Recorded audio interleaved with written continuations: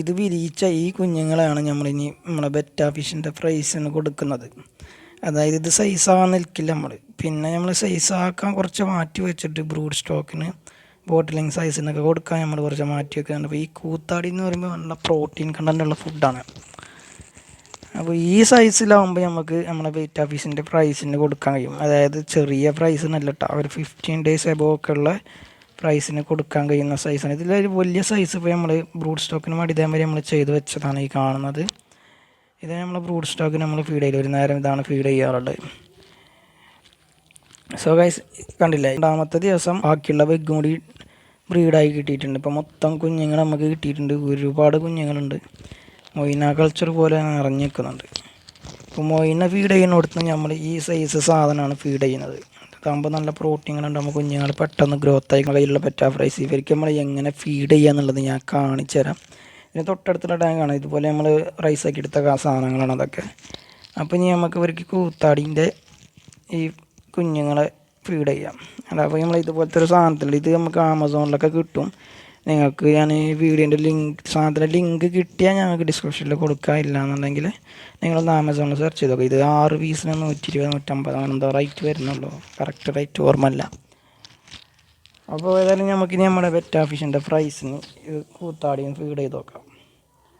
അല്ല, ഇതിൽ നിറയെ കൂത്താടിയാണ്. അവർ കഴിക്കുന്നത് ഞാൻ കാണിച്ചു തരാൻ. നല്ല കഴിക്കും അവർ, കണ്ടില്ലേ? കഴിക്കുന്നത് കണ്ടില്ല, നല്ല ഫീഡ് എടുക്കുക ഇത്. അവരും ഹാപ്പിയാണ്, നമ്മളും ഹാപ്പിയാണ്.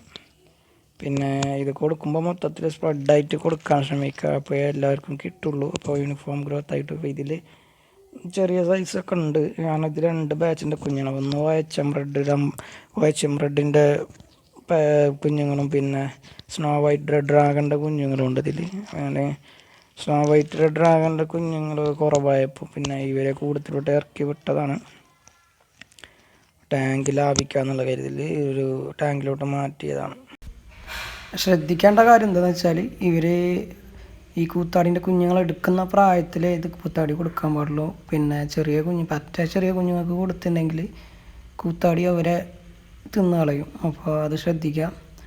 പിന്നെ ഡെയിലി ഒരു നേരം ഈ കൂത്താടീൻ്റെ ഫ്രൈസിനെ കൊടുത്താൽ നല്ല ഗ്രോത്താണ്. പിന്നെ ഈവനിങ്ങിൽ ഞാനിവിടെ കൊടുക്കുന്നത് പിന്നെ ഈ ലാർവൽ. ഇപ്പോൾ ഇവർ ഈ ലാർവലൊക്കെ എടുക്കുന്നുണ്ട്, അപ്പോൾ ഈ ലാർവൽ കൊടുക്കുന്നുണ്ട്. അപ്പോൾ എനിക്കിവിടെ നല്ല റിസൾട്ടാണ്. അപ്പോൾ ഗൈസ് നിങ്ങളെല്ലാവരും ഇത് യൂസ് ചെയ്ത് നോക്കുക. അതുപോലെ തന്നെ യൂസ് ചെയ്തിട്ട് നിങ്ങളെ റിസൾട്ട് ഉണ്ടെന്നുണ്ടെങ്കിൽ നമ്മളെ വീഡിയോയുടെ താഴെ ഒന്ന് കമൻറ്റ് ചെയ്തേക്കണം കേട്ടോ.